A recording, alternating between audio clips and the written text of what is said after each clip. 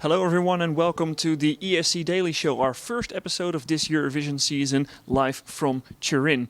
My name is Steve van Gorkum and tonight I will be joined by Erik Bolks. You work for OJE the Netherlands, but of course most importantly you are a long-time Eurovision journalist. So tonight we're going to be talking about a lot of topics that are going on right now at this year's Eurovision Song Contest. But let me start with this. How do you feel to be in Turin right now?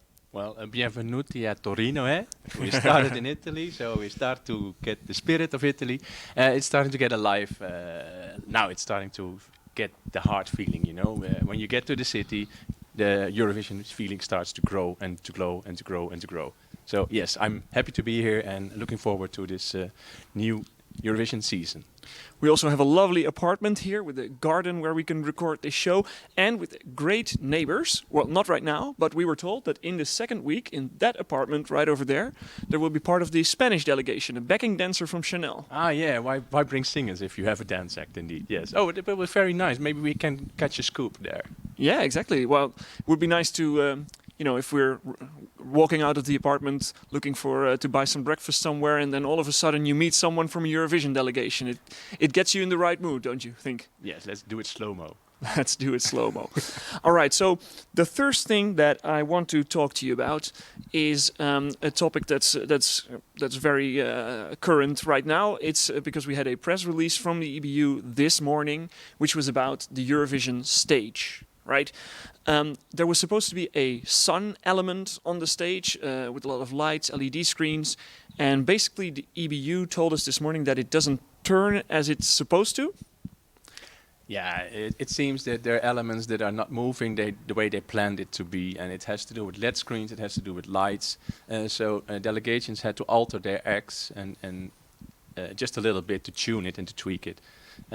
Yeah, so let's see what happens the coming week, because we haven't seen that much yet, and see if they improvise on the stage. It's a shame because they put a lot of time and effort into it, and now it doesn't work as they intended it to. That also means that a lot of delegations who've been planning their act for a long time have to make very last-minute changes. For whom do you think that will have the most impact?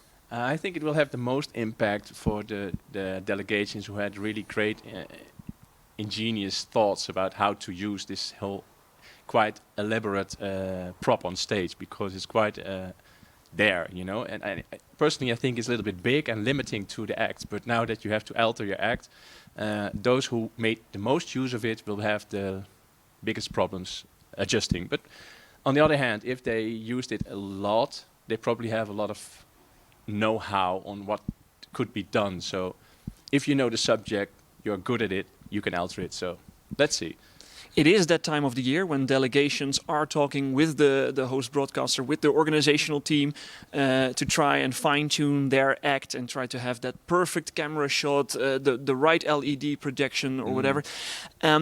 We made a great report about that last year when we followed, I think, the Danish act it was, in Rotterdam, trying to get every shot and everything at their staging right. So let's take a look at that to see, to get in the mood of what kind of stage of the Eurovision season we're currently in. Nice first run. The lighting is much better. Yeah, thank you. Really happy. Thank you. Yeah, thank you. Well, So much better. that's the way out to go. My name is Twan van der Nieuwenhuizen. I'm head of contest, and together with my team we try to create all the plans and ambitions for the 39 delegations. You missed the compliment. They really like it. Yeah, thank you very much. So much better the lighting. Thank you very much. Nice to For hear. our taste. Well, we did open up in January just by introducing ourselves to all delegations, because they don't know us and, well, we of course don't know them. And I really believe that when you know each other a bit and talk to each other, it's more easy to understand what you try to achieve. And of course they have to tell us this is a song and this is the singer or the artist. But also they should provide us a look and feel briefing where they, well, tell us something more about the act, about the staging, and well, something more. For most of the countries that means a lot more. So of course they have very elaborated plans, maybe some visuals, videos, everything. Last one will be with Pyro, right? Yeah, Do they know the I will inform them. Yeah, people on stage? Yeah. Be aware, we're also going to use pyro. Yeah. Just run. Yeah. This is the first time when everything really comes together, and that's exciting. And also, of course, not everything works. So that's it's not plug and play. It's okay. Have a look, have a run, do it again. Maybe make some improvements, make some adjustments as well. So when they hear, it's never done. Each rehearsal, the acts will grow and get better and better and better. Twan van der Nieuwenhuizen, he was the head of contest for Eurovision 2021 in Rotterdam. He's also the head of contest for this year's contest. That means that he has to deal with changes like this. And as you heard him say in that reportage we made last year, it's very important to him, and that's his job, to make sure that all delegations are treated equally. Mm-hmm. So when they found out that this element couldn't turn, some delegations wanted the lights up front, others wanted the LEDs up front. And the press release from the EBU said they're going to go with lights up front for all delegations. Does that now mean that we're going to see less LED use this year? I'm not sure. Of course, we haven't seen that much yet because there was not that much footage released, so that has to be seen. All right, so in the upcoming days that of course will change, but let's talk a little bit about that right now, because we've had a strange start to this year's Eurovision Song Contest, because it started on Saturday already. We're here now, it's Tuesday now, and only from tomorrow on will we actually see rehearsal footage, because in the first couple of days the rehearsals were closed for journalists, and only short clips were released, and only on one social media platform, which was TikTok. What do you think about this decision by the EBU? It's a bit of a weird decision. Of course, this first rehearsal round is always a little bit exercising and seeing how things work on stage. But you can also use it for the delegations to get feedback from the fan press. And they know, and they will watch everything. They will report every sigh of the singer and everything that was wrong. So you can adjust your act. So now they have only one round for this feedback to come back to the delegations and alter their act. So in that kind of way, I think this is not a that wise decision by EBU to give the content only to TikTok, especially because the content we got to see was really like too short. It didn't help much. It didn't tell us much. It didn't tell us much. We could tell more from the pictures they released and from the clips they saw. And it's always about the act and not about the photograph you can take. So. But do you really think that the fan press works as a kind of feedback, that delegations take them that seriously? I think they should take it seriously because those people are dedicated to the Eurovision and they have the history of what happened and how things went. So, of course, you should not listen to everything they say and you have to make up your own mind. But if everybody says, please change that outfit, because that will be the general feeling, because these are people who were not in your team and not being just friendly to you. Are they representative, though, of the 200 million people that are going to watch the Eurovision show? Maybe not, on but TV? At least it's a different group than the group that has been focused on this act all the time. So it's a peer view from outside. So you can take it seriously. I would take it seriously, actually. There's also another thing, though, aside from the delegations that want and maybe need this feedback, which is not from a delegation's point of view, but from, let's say, a public point of view, is that most traditional media, of course, only arrive in the second week. And then there is a large group of people who are not here in Turin, who are at home, and who... I mean, it's kind of a... I mean, I don't want to make this too heavy because it is the Eurovision Song Contest. It's not the war in Ukraine. But it is kind of a free press issue as well. Like a freedom of information for people at home who now don't get to see a lot during these first couple of days. True, and I would like to add to that it doesn't help to get the buzz going, to get the start of the feeling of the fans. The fan press are always here first moment, first reporting everything and getting the spirit up. So in that kind of way, I don't think it's a wise decision to keep this footage exclusive via TikTok and so minimal. It doesn't add to the social vibe, you know what I mean? So I hope they come back to it next year. So an interesting couple of days to come then, now that we are going to see a lot of countries, well, all of the countries for us for the first time. Yeah, for sure. All right, so let's move on to the next part of the show, because at the beginning we talked about all the current events now. Let's move on to the opinion part, because I've asked you to prepare a thesis for this show, to come up with an opinion that is going to challenge me, basically, and I'm going to try to challenge you, because you chose to talk about Ukraine, which is a big story, of course, in this year's Eurovision Song Contest. Actually, it's the pink elephant in the room, isn't it? And my thesis is that Ukraine is gonna win, but not for the right reasons. Okay, so what are the wrong reasons, or what would be a right reason? Well, the right reason would be you're the best act, your best performance, the best song, the best composition, the best total package that everybody appreciates the most. That's the best, what you want. As it has been in Eurovision. Most of the times, yes. All right. And the thing now happening is that because of this war going on, it's in everybody's mind. So the moment Ukraine gets on the stage, everybody thinks, oh yeah, that's horrible, and we all feel it. But then, because people are powerless and feel powerless as well, the only thing they can do is vote for Ukraine, and they will vote for Ukraine, just to help them in a kind of mental way. That's what I think. And I think that will... And that wouldn't be right. It would be right for your own emotions, but it would not be right for the Eurovision contest as a contest. It would not be right for the other musicians to be set apart just because the others get the pity vote, as you call it. So in that way, I think it would not be for the right reasons. Let's be clear, the song is good. In a normal year, without the war going on, I think it would have ended up 8th till 12th place, probably, because Ukrainians always have this history of really pumping up their act, so it always is like a good act. It's not coincidence that they always qualified for the final. No? Yeah, but I would say that the 8 to 12 would probably have even been, without all of this going on, a disappointing results for them. They've had top 10, top 5 entries for so many times. Why wouldn't this a potential televote bomber, even without all the reasons you just mentioned, why couldn't this have been a potential televote bomb either way? Because now, because of the war, they had less time to prepare. That's what they said in interviews as well, I think. That is true. Well, before we continue this conversation, let's take a quick look at that, because there was indeed a press conference with Kalusha Orchestra. There was no press in the room yet, but there was a press conference, and they were asked what the influence of the war was on their country and also on themselves. Так, звичайно, що впливає на кожного українця.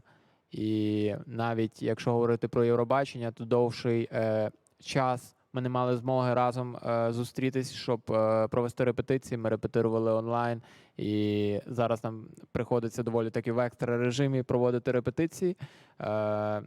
Але все буде добре. За рахунок нашої працелюбності ми відрепетируємо дуже і дуже добре наш номер. Of course, it affects the lives of every Ukrainian. Even for us, we did not have an opportunity to rehearse all together for a long time. But now we're doing it in an extra mode. And since we are very hardworking, we are doing everything possible, everything we can to make it happen. Thank you. Less time to prepare for Kalush Orchestra for this year's Eurovision Song Contest. They are still the bookies' favorite despite all of that, and they are your favorite. At least you're predicting that they are going to win the Eurovision Song Contest, but for the wrong reasons. That's your thesis that we're talking about right now, and I would argue that Eurovision has never really been that way, because we've had theories like this before. We've had people claiming bad results would happen because of the Iraq war. I've heard you claim at a certain point in 2014 Belgium was going to win because of Mother's Day. That didn't happen. So we've had Belgium, we've you had always can joke, of course. In of course. But on a more serious note, we've also had war in Europe in the 1990s. We've had artists from Croatia, from Bosnia participate in Eurovision. At a certain point, a singer from Bosnia who had to basically... His arm in the bracelet, yeah. He had to literally escape a city that was under siege to participate in Eurovision. He didn't win by a long shot. What makes you think Ukraine would be any different? Because then there were several countries from that region suffering from a war, and it was not that typical clear who was the aggressor, and this time everybody, I think, in Europe will agree that Ukraine is here the victim, and people tend to help victims. So if you can give a little support, you will give the support, and you cannot go there and shoot. You can vote and give them a little bit mental support. If that is what you can do, you do it. I think that's only a human reaction, maybe almost. And yet you think people shouldn't. Not if from a contest perspective.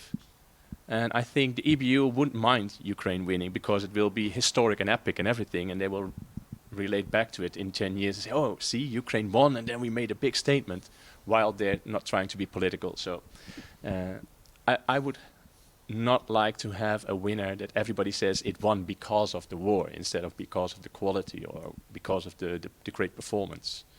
So in that kind of perspective, I think it would not be for the right reasons to win. If they win, I'm happy for them, but actually a runner-up would be good.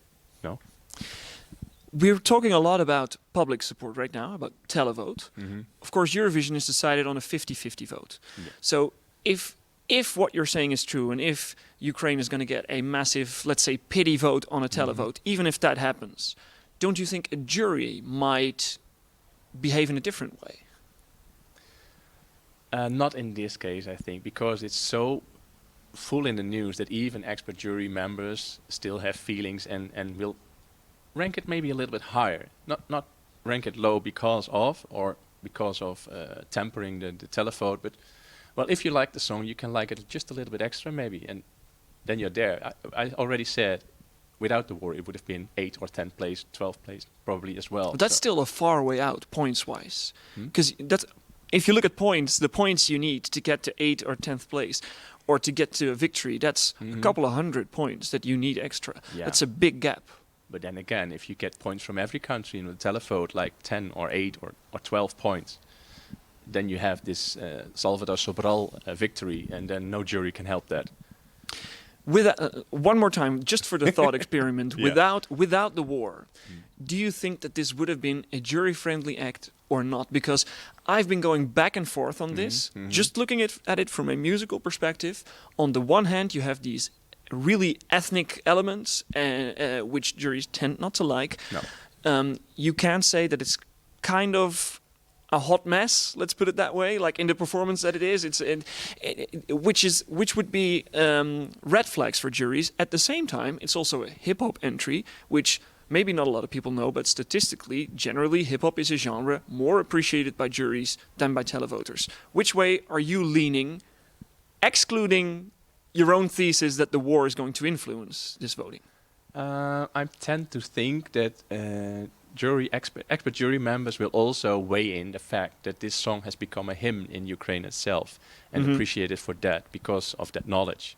So the effect of music on people being proud of your country and singing about your mother, actually it's your country, I think they will weigh that in their vote as well, even if they're experts, or just because they're experts, maybe. Because in that way the composition has proved to be strong. All right. Your opinion's very clear. I'm not sure I agree with you, but we have more than a week to discuss a lot more, and we'll be talking about Ukraine more on this show and on all of our other outlets on ESC Daily as well. But for now, let's move on to other candidates for victory, because Ukraine, as you said in your thesis, is your #1 candidate right now. But there are others, obviously. Who are the let's say the outsiders then for you? Outsiders, okay, but strong outsiders then. Right. If it had not been with Ukraine, I think that Italy, Norway, or what's the other one? Italy, Norway, and Poland, maybe, and the UK would be very strong contenders. Right. Okay. So in the next couple of days, because we're moving on from our opinion section to the preview part of our show, of course. In the next couple of days, we said it already, we're going to see rehearsals for the first time. We're very excited about that. We're going to see all these countries for the first time to see how their performance is staged, how it will look, how the camera shots are being done. These 3 countries, for you, are candidates for, top 5 positions, maybe victory. So you're going to be looking at those rehearsals probably more carefully than others. What are you looking for? Starting with Italy, what would you like to see for them to do well? Well, we have seen their live performance already in Sanremo. We have seen that they end up with their bicycle on stage. So kind of know what their act will be like. They will not be twisting that too much, I guess. So from Italy, I think it will be probably the same. But then what's important for them? Like even looking at the smaller details, then what do you think is important for them that they have to get that part right if they want to be 3, 2, 1 in the final ranking? I would say connection with the camera. If the chemistry between those two singers is catched on camera, that should be the gaining point, the winning points. All right, then let's move on to another performance that we've already seen during a national final and that you like, that you like their chances, which is from Norway, Subwoofer. Yeah. What is important for them? I mean, we know what It's a fun we know what entry. they're going to look like. We know Yes. that they're going to have fun on stage. But when you see their rehearsal and you think, well, this is a candidate for victory, what details are you looking at that they need to get just right? I would say the same word, connection, but this time the other way around. Because they are masked, they have sunglasses, there's hardly a possibility to get connected with the artist. Yeah. So now you have to watch and see if the act is strong enough to survive without the connection. So they only want to give the happy vibe, obviously, and the weird vibe and the fun vibe. And if they manage to transpose that to the viewer, then it's a good act.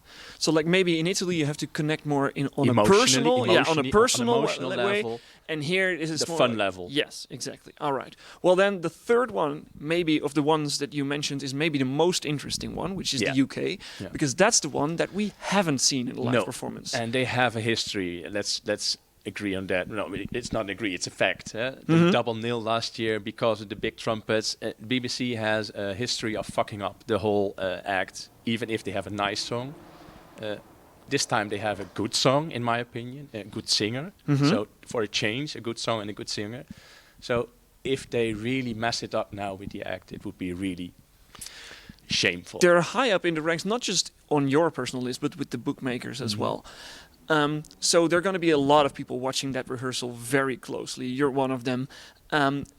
You say they need to get it right this time. Of course, there's a lot of pressure on them. But be more specific now. What do you want? Because well, first of all, let's put it this way: how are they going to stage this song? We've only seen a video clip. Well, I've heard Twan talking about this, and he said, "Watch it because this one is special." So that set the alarm for me, and also because we know he has a big following on TikTok. You know, the sponsor who has the exclusive footage now. So I think what we should look for is, has his act the same sphere of TikTok content people tend to like? Because his followers, if they follow him, they get connected to this song as well, they will vote. Yeah, and that's a big group. And one more important thing to notice is that we saw in the item at the beginning of this show, we saw Twan say that people were not allowed to have their singer fly onto the stage in Rotterdam, but that was Rotterdam, and this is Turin. So who never knows? Maybe he'll come. He really will come down from space, man. All right. Okay. Same joke. That must be a good one. Well, it must be a good one. All right. Well, thank you very much going through all these top favorites with me. Of course, in the next couple of days, you'll also be helping out Team ESC Daily. You're going to be describing not just these performances, but all of the performances. Of them, not only the four interesting ones. In the most detail possible, and people can follow that on ESCDaily.com on our articles, which we call the All Performances article, where you can see all performances of semi-final 1, semi-final 2, and the grand final to know in detail what they will look like. But you're also here not just as a journalist, but also for OGAE. And I want to have just one small question. When we go into that second week, when now the journalists are here, the fans will arrive here in a couple of days. What can they expect from their Turin experience? I'm sorry to say, but I think there will be a little bit of disappointment for the fans because the Eurovillage is not built up yet. There's supposed to be Eurocafe. Which no is Euroclub, right? Euroclub, Eurocafe, both are. One is for delegations and one is for fans. For the fans, there is a small club arranged by fans. It's already sold out. So if you don't have tickets, sorry, too late. It's the alternative Euroclub, basically, but it's sold out the alternative already. one, and the official one has no program in it with Eurovision items. So, shame. So I don't know about the organizers this year. All right then. Well, Let's prove us wrong. I hope so. I certainly hope so for all the fans. But for us as journalists, I should tell you that if the program is really that serious this year, then we might have to get serious as well. Not party at all and just focus on giving you the best possible Eurovision coverage of this year's Eurovision Song Contest, which we at ESCDaily.com will of course try to do. So stay tuned to ESC Daily for our live blog, for the All Performances article with Eric, and for more episodes of the ESC Daily Show. Thank you for watching and good night.